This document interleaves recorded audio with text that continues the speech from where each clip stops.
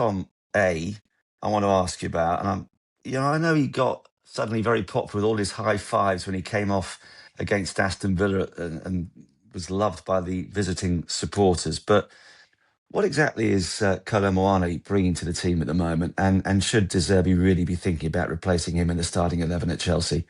With who, though? I mean, with who, honestly? Like, the options, I sort of agree with what George was saying earlier about substitutions, but, you look at the bench, it's just the lack of options is always the problem. And we've been saying this for I feel like 2 years now, that when Spurs are in these kind of injury crises where they're missing 8 or 9 players, the starting lineup can look okay.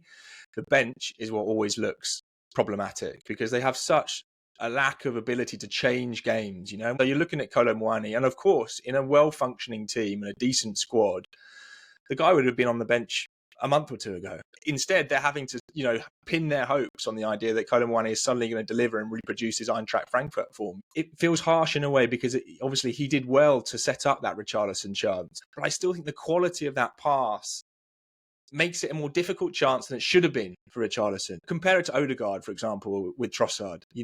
Odegaard is in the box. He's got bodies all around him. But the quality of Odegaard there in that moment to have the time and just to slow everything down and to say, okay, this moment is on my terms with Kolo Muani's pass. It's sort of rushed and it's sort of too hard and it's not at a good height.